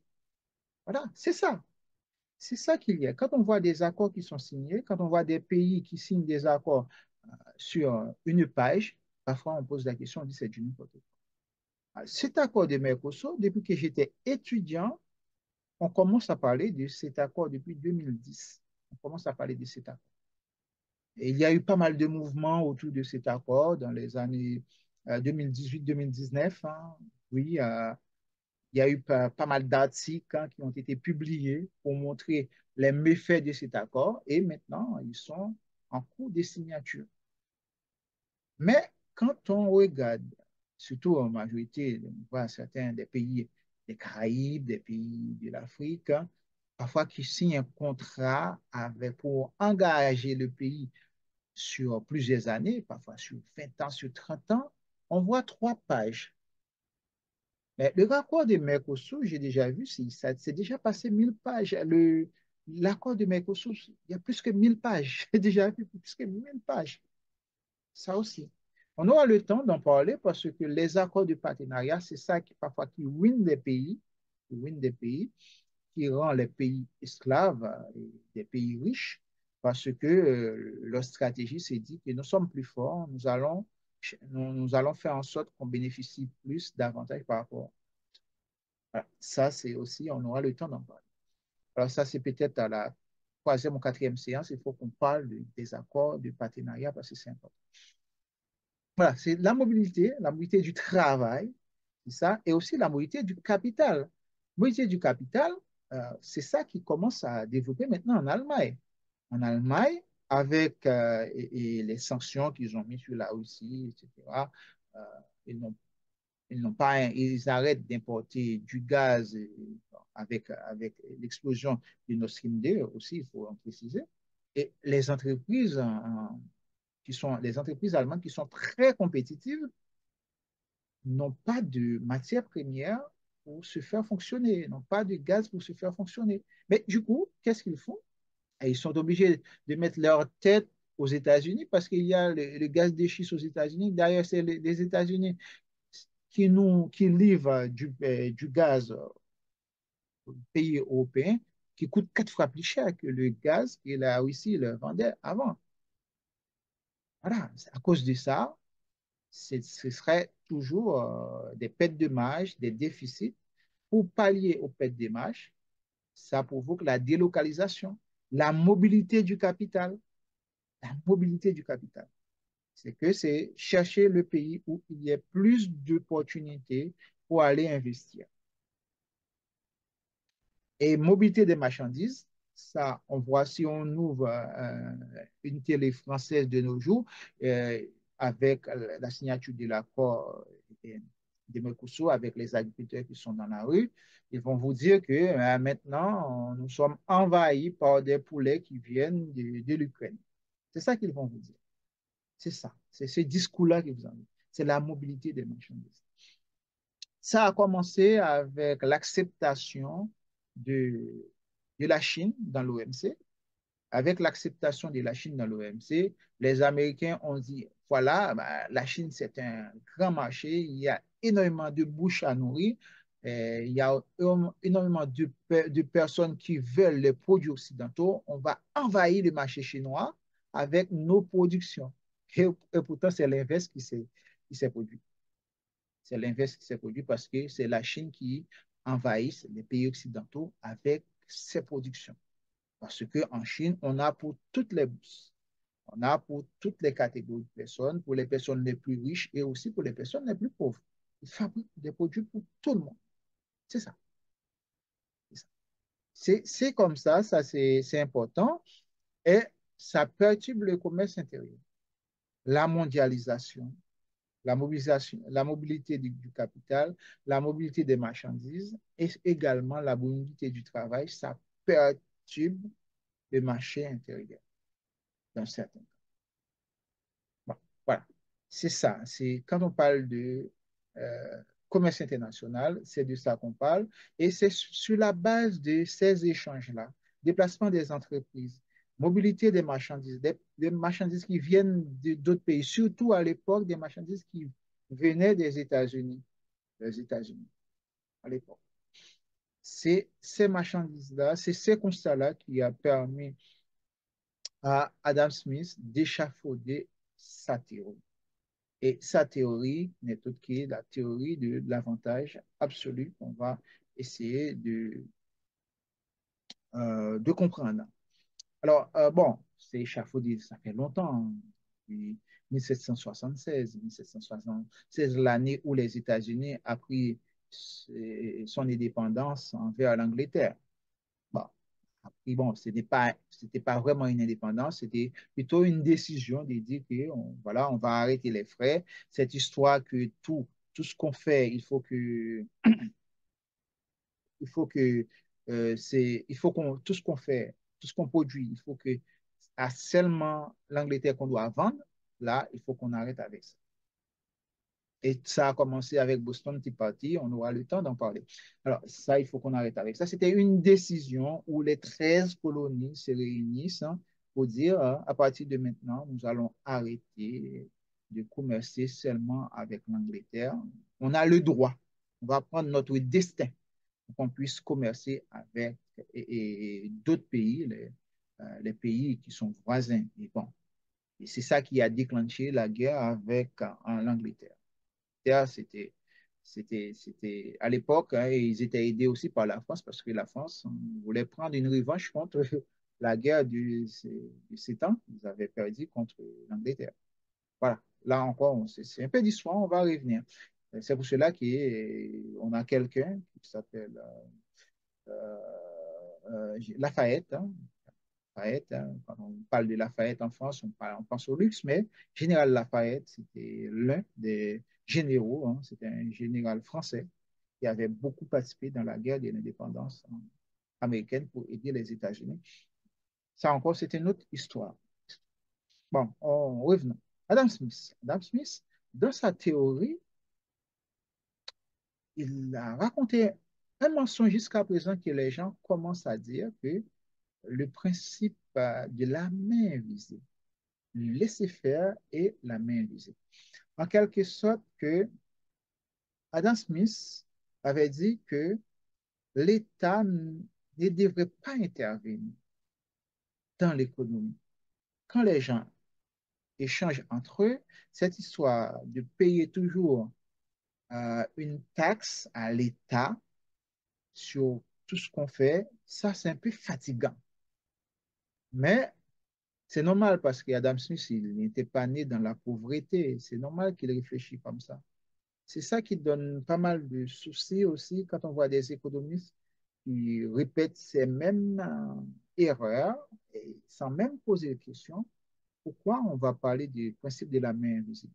Ils ont expliqué le principe de la main invisible. C'est comme si tout ce que vous faites, il y a une force cachée derrière qui guide tout. Parfois, ça peut être positif, parfois, ça peut être négatif comme résultat que vous pouvez escompter. Mais bon, moi, en tant que personne qui travaille sur la science, je ne peux pas accepter quelque chose comme ça. Ce principe de la main invisible, ben oui, qu'est-ce que ça veut dire? Bon, OK. Revenons maintenant sur la théorie de l'avantage absolu. On avait donné l'exemple sur la personne qui fabrique 10 chaises et cette personne-là arrive à avoir une plus grande productivité, contrairement si elle va fabriquer des chaises, des lits, des portes, etc. Voilà. C'est ce qu'on appelle la division du travail. Dans le livre de la richesse des nations, Adam Smith explique que la richesse que les nations possèdent, les pays qui sont devenus très riches, c'est parce que il y a une division du travail dans ces pays. Division du travail, c'est qu'on sait que dans une société, il va y avoir des maçons, il va y avoir des, des, des maçons, des avocats, des ingénieurs, des médecins, il va y avoir tous ces. Et la personne qui est spécialisée en médecine va rester seulement dans la médecine. La personne qui est spécialisée dans la maçonnerie va rester seulement dans la maçonnerie. Et on va pas voir quelqu'un qui est dans la maçonnerie va faire les bénisseries, tout ça. Ça n'a aucun sens pour Adam Smith. Ça ne produit pas de la richesse. C'est ça qu'il a dit que on part d'hypothèse, il y a une division du travail. Division du travail accrue, ça veut dire que les gens sont spécialisés. Les gens sont spécialisés dans leur domaine à eux. Et au fur et à mesure que les gens sont spécialisés dans la société, quelqu'un qui est spécialisé dans la fabrication de téléphones portables seulement va fabriquer seulement des téléphones portables. Et ces personnes-là vont être plus productives. C'est ça. La division du travail accru engendre la productivité du travail. Et si la personne est devenue plus productive, la personne va vendre, va fabriquer encore plus de téléphones portables et va vendre plus de téléphones portables et cette personne-là va accumuler beaucoup d'argent. Autant de fois que la personne accumule beaucoup d'argent, c'est cet argent-là qui est accumulé et la personne va l'investir ou bien va épargner cet argent. Et ça va rapporter des bénéfices derrière, des intérêts. C'est ça qui donne l'accumulation du capital. C'est son raisonnement. C'est son raisonnement à lui. C'est que c'est tout part par la division du travail. Au lieu d'être touche à tout, essayez de trouver un domaine que vous pouvez être expert dans ce domaine-là. Si vous êtes expert dans ce domaine-là, vous allez être plus productif. Si vous êtes plus productif, vous allez fabriquer plus, vous allez gagner plus d'argent, vous allez gagner plus d'argent si vous êtes plus productif. Et si vous gagnez plus d'argent, hein, Quand vous avez trop d'argent, c'est que vous allez faire, vous allez utiliser de l'argent pour consommer, pour vos besoins au quotidien. Après, vous allez mettre une partie à la banque et qui va vous rapporter des intérêts. Et ces intérêts, au fur et à mesure que vous avez des intérêts, ça s'accumule, ça donne un capital énorme que vous pouvez prendre pour aller réinvestir dans d'autres secteurs d'activité. Et puis, c'est comme ça que les pays sont devenus hyper riches. C'est maintenant, vous voyez, par exemple, il y a des familles. Vous entendez parler des familles des gens qui sont hyper riches, qui sont devenus très riches, ils font beaucoup d'argent. Comment ces gens-là ont commencé? Des familles qui existent depuis la nuit des temps. C'est dans le travail, dans la spécialisation. C'est ça, la spécialisation du travail. Par exemple, quand on parle de la famille Clinton, c'est une famille qui est spécialisée dans la production agricole, dans beaucoup de production agricole. C'est ça, c'est ça. C'était toutes les personnes qui sont des aristocrates. Bon, parfois, ça appartenait à, à l'aristocratie, à la bourgeoisie. C'était des courtisans. À l'époque, ils faisaient partie des cours. Mais il y en a d'autres, c'est par le travail. Les gens qui investissent dans la production. Si on prend quelqu'un comme Jack Ma, le fondateur d'Alibaba, c'est quelqu'un qui a beaucoup plus investi dans la technologie. On a quelqu'un en France qui s'appelle Xavier Niel. Xavier Niel, c'est l'ancêtre de l'Internet qu'on utilise de nos jours, que tout le monde utilise. Il était à la base de ce produit-là. Lui, il bidouillait pas mal de choses jusqu'à ce qu'on l'avait même arrêté en tant que pirate parce qu'il faisait tellement de choses dans son petit coin. C'est comme ça, il a beaucoup investi. Maintenant, c'est l'une des personnes les plus riches en France. C'est pareil, on prend l'exemple du Louis Vuitton. Louis Vuitton, c'est quelqu'un qui a beaucoup investi dans la maroquinerie. C'est spécialisé dans la fabrication des malles. C'est ça. Et maintenant, cet héritage reste comme des gens là, qui sont hyper riches. Vous voyez, c'est ça. C'était la base de la réflexion d'Adam Smith. Adam Smith a constaté, c'est à l'époque de la révolution industrielle, de voir que les gens qui se spécialisent dans une production donnée, ces personnes-là accumulent des richesses. Accumulent des richesses. Voilà. Alors, ça, c'est important. Alors, pour un peu de théorie, on dit cette division du travail permet d'arriver à une productivité accrue. Il y a plusieurs facteurs qui sont importants, qu'il faut en tenir compte. Les facteurs naturels, quelconques, les facteurs naturels, on va voir euh, les richesses naturelles. Est-ce que cette personne-là vient d'une famille, il y a pas mal de terres déjà? Est-ce qu'il y a un héritage familial là, aussi que cette personne a été héritée? Ça, c'est une chose. Et aussi le climat, l'environnement. Quelqu'un qui possède une parcelle de terre en montagne avec quelqu'un qui possède une parcelle de terre en plaine, là, tout change.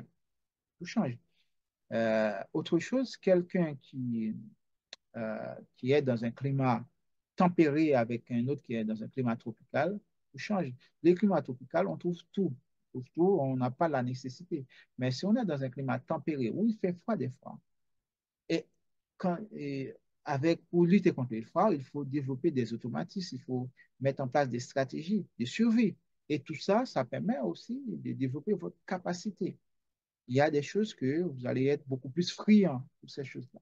Ça aussi, c'est important. Il y a le facteur humain, la démographie. On avait vu ça à la première séance, que la France basait à l'époque sur sa population. C'est pareil, la Chine base sa réflexion sur sa population. Et maintenant, les Chinois commencent à penser, maintenant, il faut arrêter avec l'histoire d'un enfant par foyer. Et si vous avez la capacité, vous pouvez avoir deux enfants et même trois enfants, si vous avez la capacité de les nourrir. Ça, c'est important. Pour un pays, hein, la population, c'est une richesse. La population, c'est une richesse parce que c'est pas juste, oui, on a on a plus de personnes dans notre pays, on a une richesse. Non, non, dans le sens qu'on parle, c'est une richesse, c'est que ce sont des, surtout pour la population active, des personnes qui vont travailler et ces personnes-là vont payer des taxes et ces taxes-là vont utiliser pour financer des plans sociaux, soit de la retraite, pour financer la retraite, pour financer les gens qui sont seuls, les personnes délaissées, surtout les femmes délaissées, les personnes qui sont au chômage, les jeunes, pour financer des projets pour des jeunes, pour financer dans l'éducation, la recherche contre les maladies qui détruisent l'environnement, etc., qui détruisent les gens et des problèmes de l'environnement. C'est tout.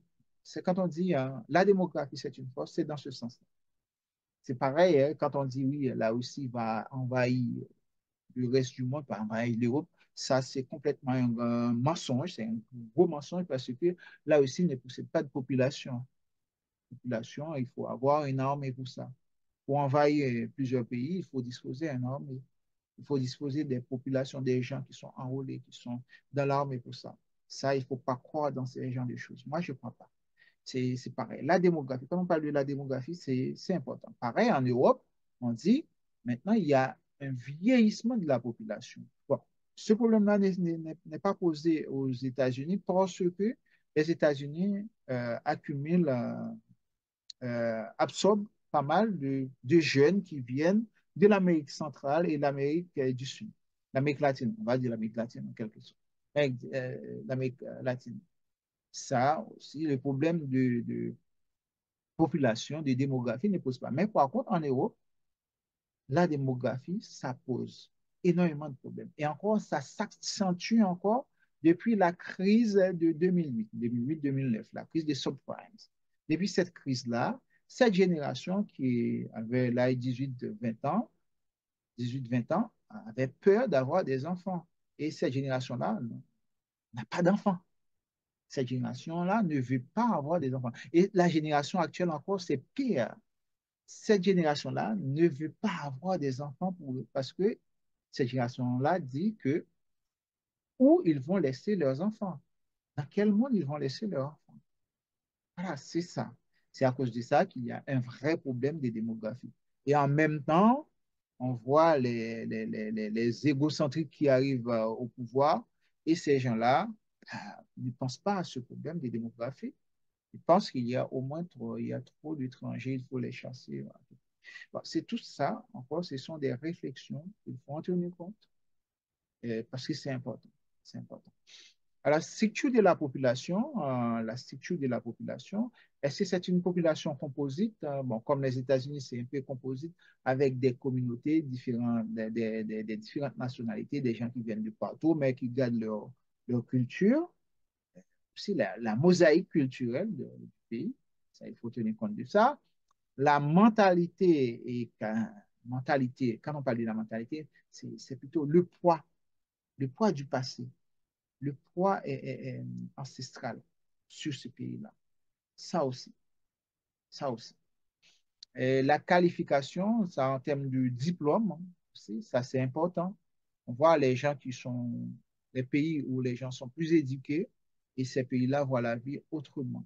Et ces pays-là arrivent à développer sans problème. Quand on voit les pays de l'Europe du Nord, hein, sont- ces gens sont très éduqués. Il y a des problèmes qu'on entend, les manifestations passent par-là. Dans les autres pays, on n'entend jamais. On ne voit jamais ces gens-là dans la rue. Et dans ces pays-là, on voit que le premier ministre, bon, évidemment, ils n'ont pas de président, ils ont un premier ministre. Et le premier ministre, on prend le transport en commun, on prend le même bus avec la personne qui nettoie les rues. Ça, il n'y a pas de problème. Ben, ils sont très avancés déjà.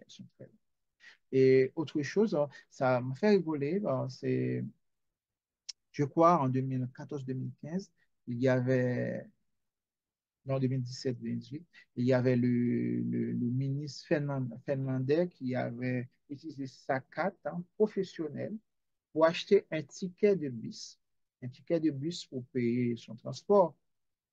Là, cette ministre a été taxée de la corruption parce que la carte de crédit professionnel Si vous allez rentrer chez vous, vous n'allez pas utiliser pour acheter un billet de transport avec. Si vous allez dans une mission, vous pouvez l'utiliser. Parce qu'il avait utilisé juste pour acheter, on va dire, un billet, ça coûte peut-être ben, 1,50 $, hein, 1 $, 1,50 $. Mais non, il a été taxé de la corruption. Il a perdu son poste pour ça. Il a perdu son poste. Ça encore, il faut tenir compte de ça. Voilà, tout ça a un rapport avec le niveau de qualification quand on est avancé, éduqué, on sait ce qu'il faut faire, ce qu'il ne faut pas faire. On ne va pas écouter quelqu'un qui a mal dormi, il va réveiller, va dire, moi j'ai la solution toute faite et voilà, on va faire ça, on va changer le pays, on va changer. Ça, il faut tenir compte de ça. Autre facteur, les facteurs techniques, hein. Facteurs techniques, c'est le degré d'industrialisation, de développement et des infrastructures. Ça, la présence des infrastructures dans un pays, l'existence des infrastructures. Et tout à l'heure, on avait parlé des infrastructures technologiques. Quand on parle de l'inclusion numérique, il faut avoir de l'infrastructure numérique. Pour avoir des infrastructures numériques, il faut avoir de l'infrastructure technologique, des techniques technologiques et électriques, surtout électriques, énergétiques. Ce sont des infrastructures qui sont importantes. Voilà, c'est tout ça qui fait partie de l'avantage absolu. Un pays qui dispose des facteurs naturels positifs, facteurs humains positifs, facteurs techniques positifs, ben, ce sont des pays attractifs. Les pays qui possèdent ces facteurs-là sont des pays attractifs. On peut aller investir dans ces pays-là et ces pays-là possèdent un avantage absolu sur d'autres pays. Bon, voilà, ça c'est le livre, c'est la couverture du livre, c'est les richesses sur la nature et les causes de la richesse des nations. Voilà, ça c'est cet ouvrage-là qui euh, que David Ricardo, Adam Smith avait échafaudé.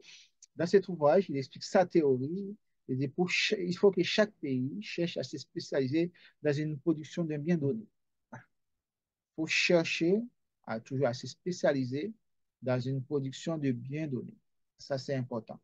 Et dans la production de ce bien-là, il faut qu'il y ait un autre pays qui possède un avantage moindre. Un avantage moindre, par exemple, moins de facteurs de production, par exemple. Ça aussi. Si, en quelque sorte, il faut que le coût de production de ce bien-là est inférieur dans votre pays par comparaison à l'autre pays que vous voulez commercer. Ça, c'est comme ça. C'est ça qui vous procure un avantage absolu. Ça, on va voir en image. Là, c'est le cas qu'il avait utilisé. Il a comparé l'Angleterre et le Portugal dans la production de biens pour voir le nombre de ceux qui sont considérés comme, c'est considéré comme les facteurs de production. On a pour le Portugal, pour fabriquer 1 litre de vin, il faut 10 heures. Et pour fabriquer 1 mètre de drap, il faut 20 heures. Mais en Angleterre, pour fabriquer 1 litre de vin, il faut 20 heures. Et 1 mètre de drap, il faut 10 heures. En gros, on voit pour fabriquer 1 mètre de drap et 1 litre de vin dans les deux pays, ces deux pays consacrent 30 heures en tout pour faire leur production. D'accord?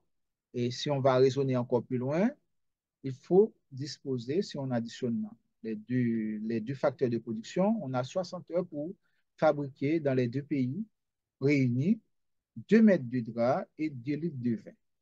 Bon.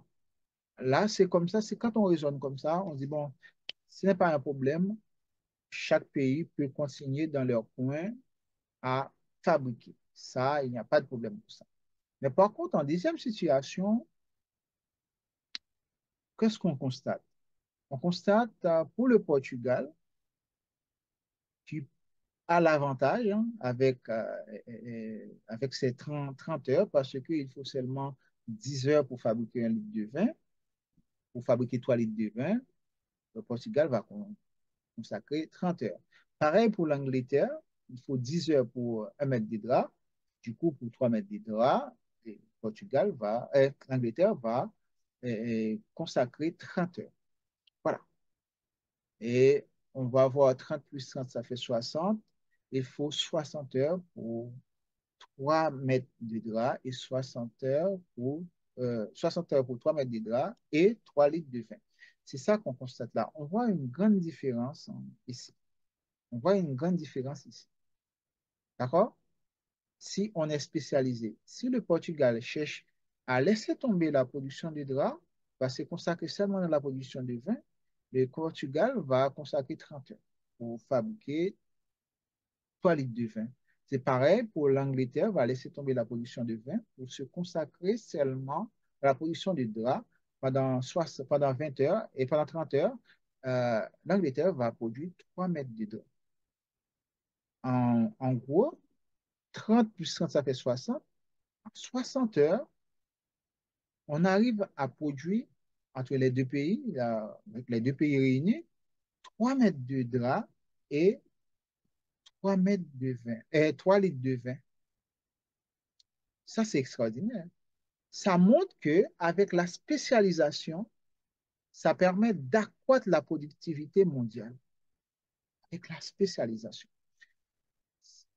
Qu'est-ce que ça signifie? L'Angleterre va arrêter la production de vin pour se consacrer uniquement à la production du drap et le Portugal va laisser tomber la production de drap pour se consacrer uniquement à la production de vin. Au lieu de fabriquer les deux réunis pendant 60 heures, au lieu de fabriquer 2 litres de vin et 2 mètres de drap, ça arrive à fabriquer 3 litres de vin et 3 mètres de drap. Voilà. On passe pour 60 heures, pour la même quantité de facteurs de production, on arrive à augmenter la productivité par la spécialisation. Voilà. Voilà. C'est ça, c'est cette théorie-là de l'avantage absolu que Adam Smith nous a expliqué. Il avait dit que si on revient sur le tableau précédent, on voit que euh, l'Angleterre dispose d'un avantage absolu en termes de facteurs de production sur le Portugal de la production ou bien de la fabrication des draps. Et le Portugal dispose d'un avantage absolu dans la production ou fabrication et du vin. Voilà, c'est ça. Ça, c'est important. C'est cette spécialisation qu'on vient de mentionner qui participe à accroître la production mondiale des biens et services. C'est ça. C'est pour cela qu'on voit des produits qui viennent de partout. Ils viennent de partout, c'est dans la spécialisation. Au lieu que vous dites que vous allez fabriquer plusieurs produits et les produits dérivés, si vous n'avez pas de capacité, le mieux c'est de spécialiser dans une production donnée. On peut aller encore plus loin. Quelqu'un qui va se spécialiser dans la fabrication de chapeaux, parfois la même personne qui fabrique des chapeaux va fabriquer des valises, hein, des sacs et autres, et même de l'artisanat. Au lieu de faire ça, on va rester seulement dans la fabrication de chapeaux, et ça va permettre d'arriver à une productivité élevée. Voilà, c'est ça. C'est ça. C'est important. Il faut tenir compte de ça. C'est ça l'avantage absolu. L'avantage absolu, ça permet de réfléchir sur comment on peut se spécialiser et pour augmenter la production des biens et services à travers le monde. On avait vu dans le graphique tout à l'heure, on voit c'est tout part par la spécialisation.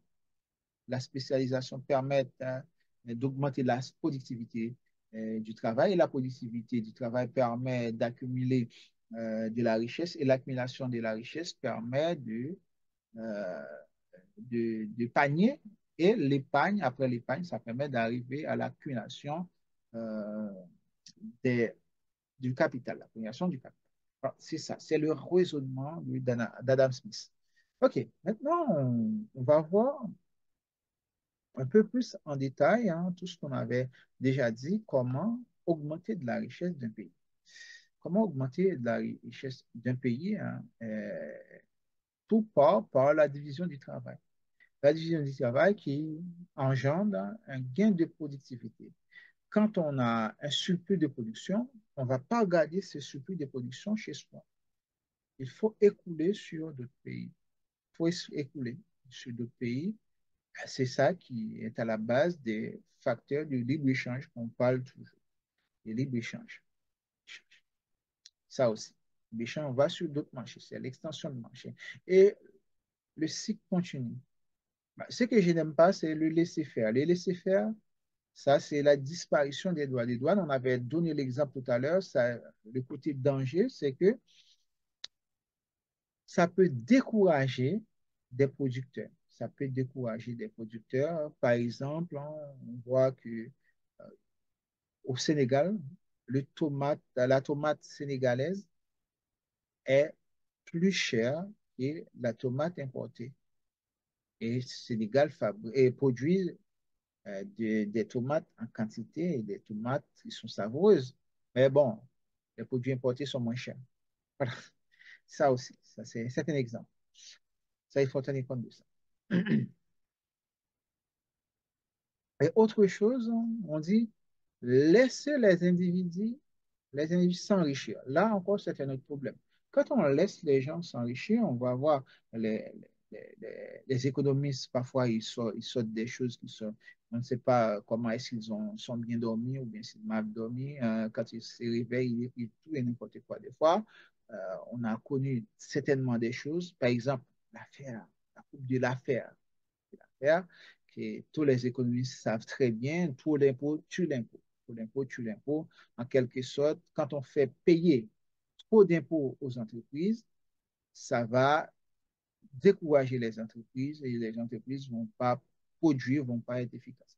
Ça, c'est complètement faux et selon toute analyse, tout qu'on fait, on voit que quand les entreprises ne payent pas autant d'impôts, les entreprises vont investir leur argent dans d'autres secteurs les plus lucratifs. Ils ne vont pas investir vraiment dans les secteurs qui servent à l'économie, qui servent au pays. Ils vont investir en bourse, par exemple, en bourse au lieu d'investir dans la fabrication, dans les fabrications locales. Voilà. Ça, c'est important. Ça, c'est un autre danger qu'il faut tenir compte de ça. Et moi, je vis dans un pays, je vois les dégâts de ces mesures économiques. Quand on dit trop d'impôts, il y avait l'histoire de l'USF, hein, c'est l'impôt sur la fortune en France. Quand le Macron a été élu, Macron a supprimé cet impôt-là. Mais bon, et maintenant, il y a des acquis sociaux qui sont en train de décortiquer. Il y a moins de places dans les crèches, hein, moins de places dans les chambres, dans les maisons de retraite, hein, moins de places dans les hôpitaux. Ça, vous ne voyez pas ça, mais c'est quand on fait des analyses économiques, on voit ça. Ce problème se présente. Et aussi, moins de postes pour les enseignants. En même temps, on n'arrive pas à recruter, mais on cherche à supprimer des postes parce qu'il n'y a pas de l'argent pour les payer. Et les enseignants, déjà, maintenant, doivent tout faire.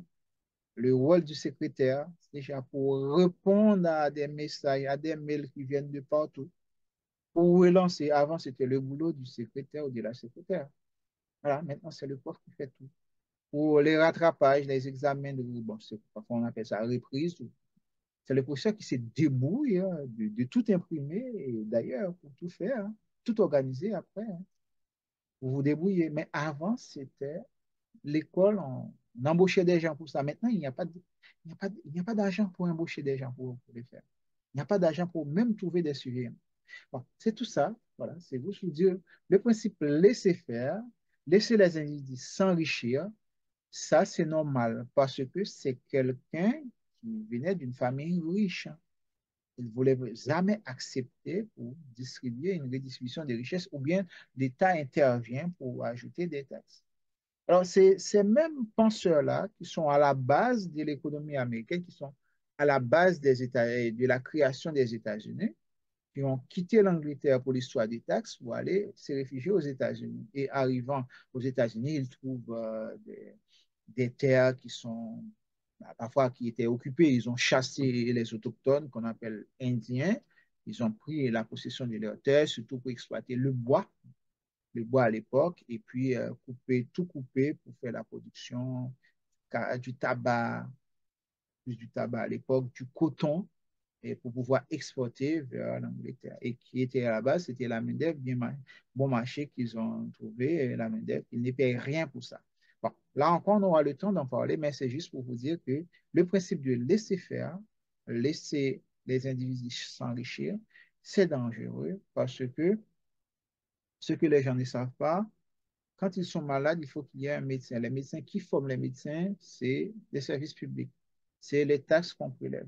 Là encore, on aura le temps d'en débattre. Voilà. Quand on dit richesse pour tous, ça n'arrive jamais. Jamais. Sinon, ce n'est pas de l'économie. OK, voilà, ça c'est, on a un exemple. Bon, ça c'est cet exemple-là.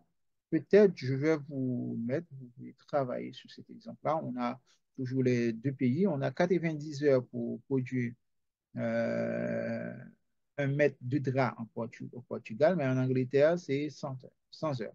Mais total, pour produire un litre de vin, c'est 80 heures au Portugal et 120 heures en Angleterre. Au final, on a le total d'heures consacrées pour la production un mètre de drap et un litre de vin dans les pays respectifs. On a pour l'Angleterre, on a 220 heures et pour euh, Portugal, on a 170 heures. Qu'est-ce qu'il faut faire dans ce cas de figure? Voilà. Ça, il faut voir qu'est-ce qu'il faut faire dans ce cas de figure. Alors, l'Angleterre, dans ce cas-là, ne dispose aucun avantage absolu. Aucun. Aucun avantage absolu, puisqu'elle est moins efficace que le Portugal, à la fois dans la production du drap et dans la production du vin. Mais qu'est-ce qu'il faut faire? Quand on n'a aucun avantage, mais il faut trouver euh, une porte de sortie. Parce que on n'a aucun avantage, parce on n'est pas efficient dans la production de l'un des deux biens, mais quand même, il faut commercer avec le pays. Qu'est-ce qu'il faut faire? Voilà. Ça, c'est important. Alors, ça, c'est important. Ça veut dire que le coût du travail est plus élevé en Angleterre et Portugal, c'est moins élevé. C'est ça qu'on va essayer de voir. Et qu'est-ce qu'il faut faire dans ce cas-là? Il faut passer à l'avantage comparatif. Si on prend l'exemple de l'Angleterre, l'Angleterre, il faut 100 heures pour produire un mètre de drap, il faut 120 heures pour produire un litre de vin. C'est là, on va réfléchir en termes de coût d'opportunité. Il faut trouver le produit qui présente le coût d'opportunité plus faible à produire. Pareil, vous allez vous comparer avec le Portugal pour voir quel produit qu'il faut que le Portugal doit fabriquer et quel produit que l'Angleterre doit fabriquer. Voilà, c'est comme ça. C'est en termes de coût d'opportunité. D'accord? On dit c'est la raison pour laquelle il est absolument nécessaire d'affiner théorie des avantages, cette théorie avec la théorie des avantages comparatifs. C'est ça. On va comparer. C'est l'avantage comparatif. L'avantage comparatif est basé sur, déjà, on va voir entre les deux pays, hein, euh, quel, euh, entre les deux biens, quel bien on a un avantage quelconque qu'on va utiliser pour échanger avec l'autre pays. C'est ça. C'est ça qui est arrivé avec l'OMC. Quand un pays signe les accords de l'OMC, comment ça a été pensé, ils disent en quelque sorte, nous, les pays industrialisés, on va vendre des produits qui coûtent cher à ces pays-là, aux pays pauvres, et les pays pauvres vont nous vendre des produits un peu stratégiques qu'on n'a pas, surtout les matières premières. Ça, on va trouver ça moins cher. Et aussi des produits alimentaires. On les appelle entre guillemets des produits exotiques et ça va faciliter les échanges. On sera toujours supérieur par rapport à ces pays-là. Bon, voilà, c'était la réflexion à la base. Mais bon, ça commence à changer de camp avec la Chine, avec l'Inde, le Brésil, tout ça. Ça change. C'est ça qu'on va essayer de voir dans l'avantage comparatif qui a été développé par David Ricardo. Euh, Adam Smith a travaillé sur l'avantage absolu. On a un avantage absolu. Tout à l'heure, on avait vu que l'Angleterre ne dispose aucun avantage absolu. aucun dans dans la production des biens. Quand on ne dispose aucun avantage absolu, il faut appliquer l'avantage comparatif. Alors, l'avantage comparatif, hein, qui a été travaillé par Ricardo, que les économistes rabâchent souvent, les travaux de Ricardo. Ricardo, lui, a développé sa théorie. Déjà, quand on parle de Ricardo, c'est quelqu'un qui a été homme politique, il a été avocat, qui est devenu riche. Il a même pris sa retraite très tôt, à l'âge de 52 ans, à 42 ans, parce qu'il avait tellement d'argent. Voilà, c'était très tôt, il a pris sa retraite. Alors, c'est quelqu'un qui avait de l'argent. Et lui, c'est pendant qu'il était en vacances, il est tombé sur le livre d'Adam Smith sur les causes de la richesse des nations. C'est ça qui lui a permis de parler de l'économie et échafauder une théorie économique. Mais comme je vous disais dès le début, les gens, quand on dit quelqu'un, c'est un savant à l'époque, ces personnes-là, c'était des touche-à-tout, personnes touche-à-tout. Des personnes qui arrivent à comprendre, hein, le monde autour d'elles et en même temps à proposer des choses, réfléchir et proposer des choses.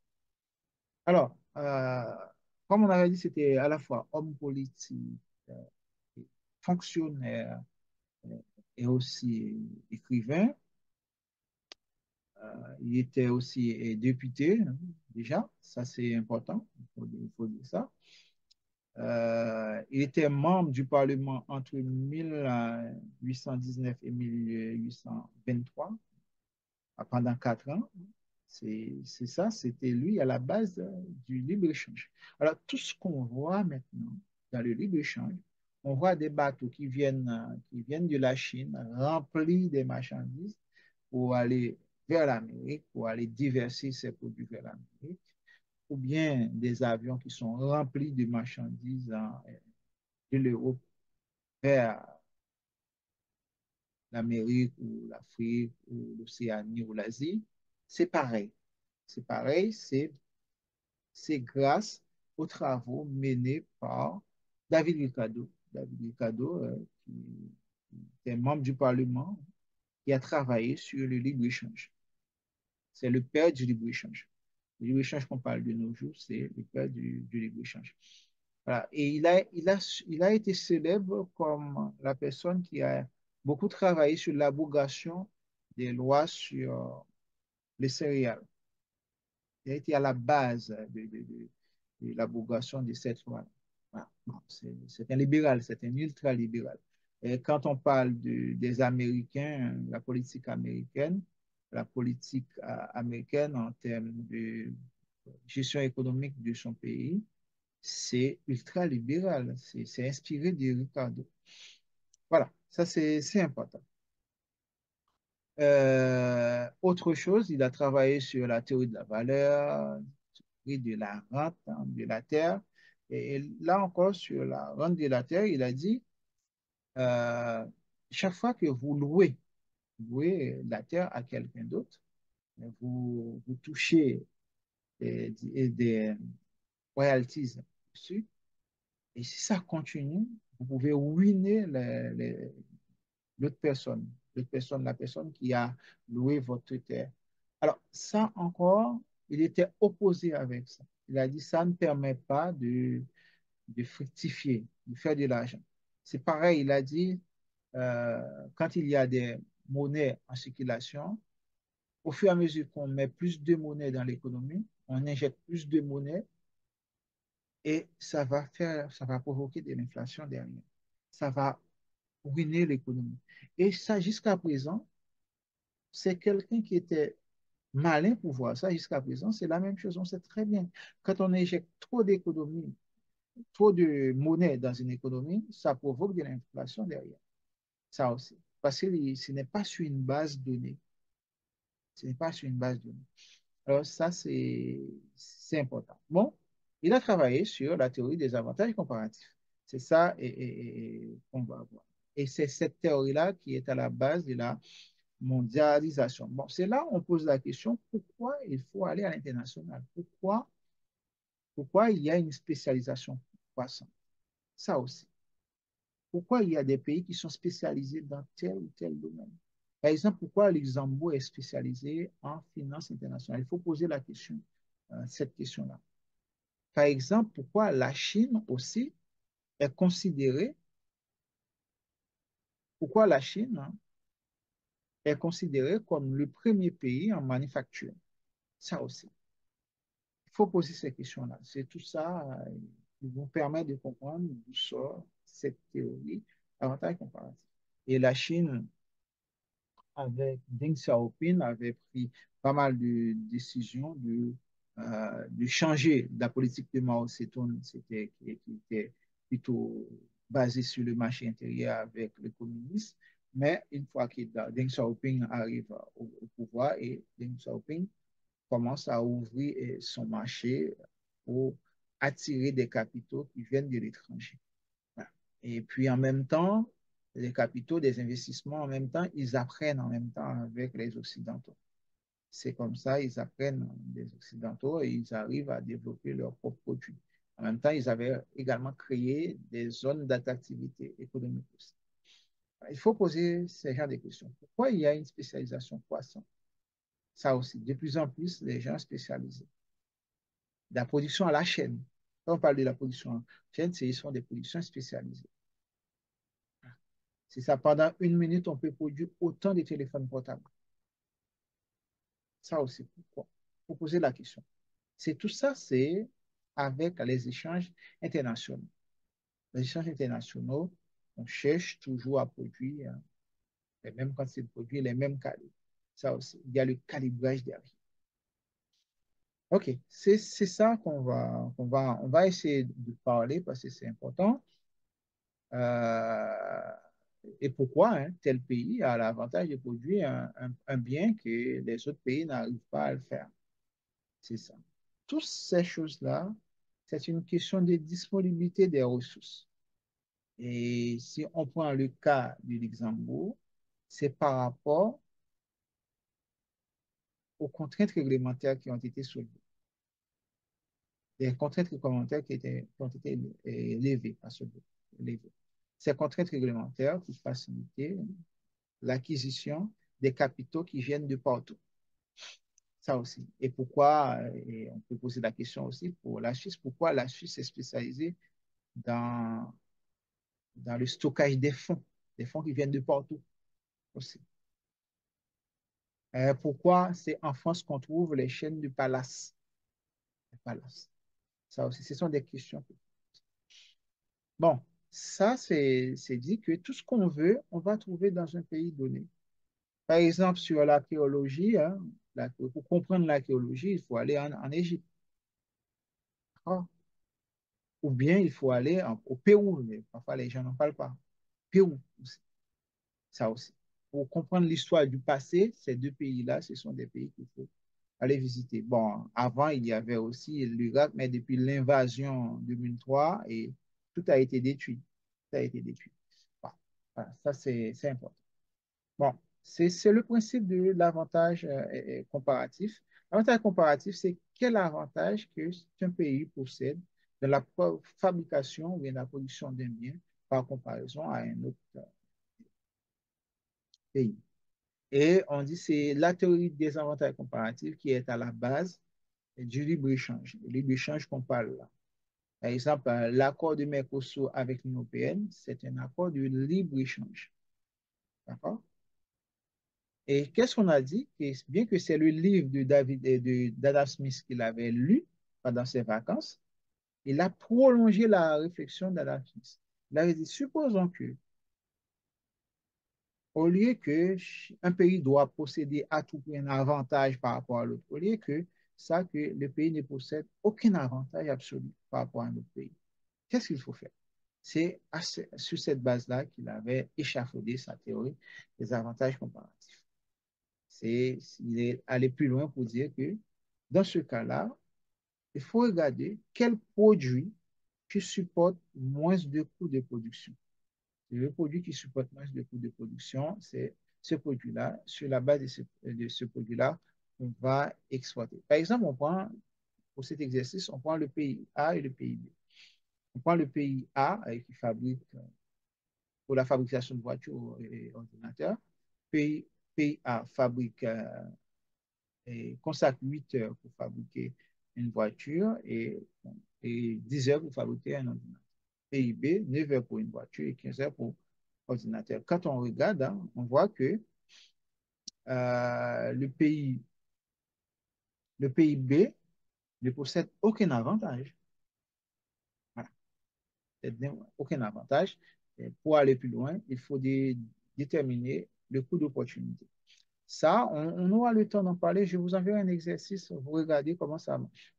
Voilà. Pour terminer, on va terminer parce que c'est presque l'heure et on va terminer.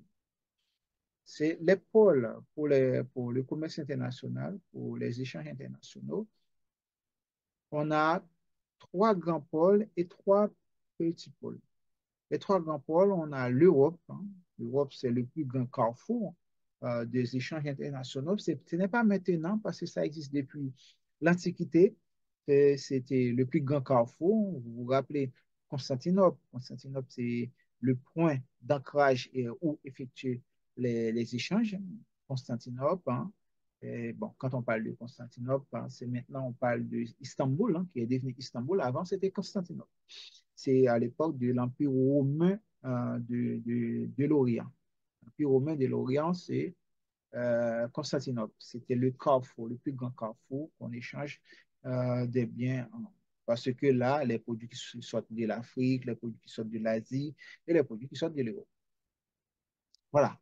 Mais avec les grandes découvertes et la colonisation, et on a eu toujours l'Europe, c'est là qu'il y avait eu pas mal de cruauté, des échanges d'hommes, hein. C'est ça qui est entre les hommes et les marchandises, c'est ce qu'on appelle le commerce triangulaire. Commerce triangulaire, on ne va pas rentrer en détail, mais il faut tenir compte de ça. Commerce triangulaire.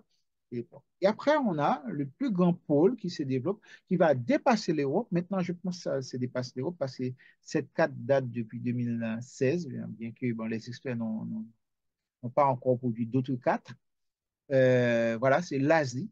L'Asie qui est un gros pôle qui va encore développer parce que avec la route de la soie, la nouvelle route de la soie qui est en train de développer par la Chine, ça va encore plus grand, il va y avoir encore plus d'échanges sur l'Asie.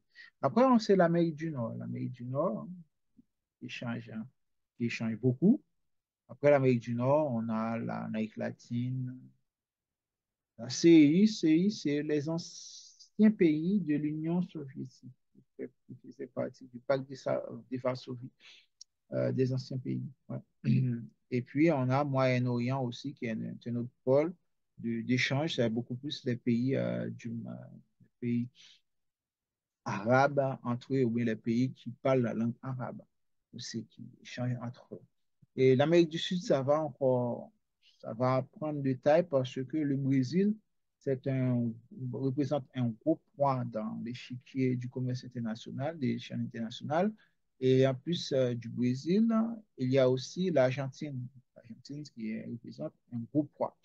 Alors, pourquoi on voit des flèches un peu partout?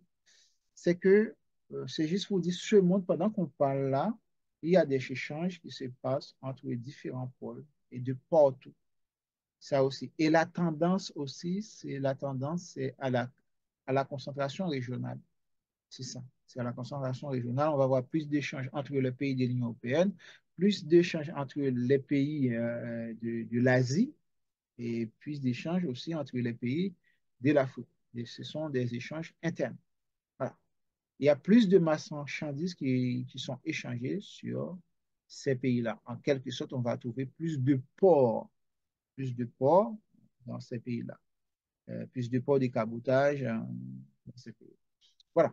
En gros, c'est ça. On a toutes les explications. Je ne vais pas entrer dans les détails, mais c'est important dans rappeler. Bon, RISPay, on va pas voir RISPay parce que c'est important d'en parler. Je vais juste vous présenter cette carte, hein, pour vous donner une idée sur le RISPay. Les pays qui sont en vert, ce sont des pays qui sont considérés comme des pays sûrs pour investir, aller faire des études, aller vivre et aussi aller faire du business. Ça, ce sont ces pays-là qui sont en vert. Alors, ces pays qui sont en vert, voilà, et le Brésil, en quelque sorte, est risqué. Ah, le Brésil est risqué. L'Argentine, c'est encore pire. Ça, c'est important. Ça, il faut tenir compte de ça. Alors, ce qu'on va constater, mis à part d'un pays comme l'Inde, la Chine, et puis bon, il y a Japon, Corée du, euh, Corée du Sud, mais dans cette histoire, quand on voit l'Arabie Saoudite aussi qui est sûre, là encore on dit là il y a un problème. L'Arabie Saoudite est sûre. Mais bon, voilà. Là, on a un groupe de pays qui sont considérés comme des pays sûrs. Ce groupe de pays est considéré comme des pays sûrs. Ce sont les pays en vert. Là, on va voir la prochaine séance. On va voir les risques pays. Quels sont les risques, hein? Les pays sont exposés à quels risques pour aller dans tel pays. Voilà. En vert, ce sont les pays, bon, le risque c'est faible. C'est faible. C'est quand on sait ce qui se passe aux États-Unis. Est-ce que le risque est faible pour tout le monde, toutes les nations, pour tout? Là encore, il faut poser la question. Est-ce que c'est vrai? Bon, pour les Occidentaux, oui, ce n'est pas risqué. Mais pour d'autres groupes, c'est risqué quand même. Et c'est pas tous les États-Unis. C'est pas tous les États-Unis. Une partie des États-Unis, oui, ça je peux comprendre.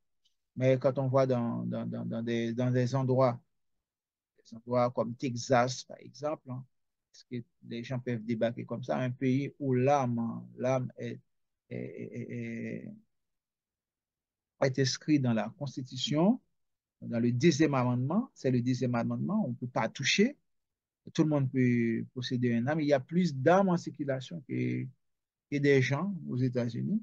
Et là encore, il faut poser la question. Ça, c'est vrai. Après, on voit, c'est très sûr, les pays de l'Europe du Nord, les pays scandinaves sont très sûrs. Bizarrement, on voit l'Angleterre n'est pas sûre. L'Angleterre n'est pas sûre, l'Islande n'est pas sûre, le Mexique n'est pas sûr à 100%. Aussi. Bizarrement. Ça, il faut poser la question. Et l'Italie n'est pas sûre à 100%. L'Italie aussi. Voilà. La Mongolie n'est pas sûre à 100%. Là aussi, il ne faut même pas imaginer. Ce n'est pas sûr. La Russie, l'Ukraine, ce sont des pays qui ne sont pas sûrs. Bon, en gros, c'est ça. C'est sur cette carte-là. On va voir les critères.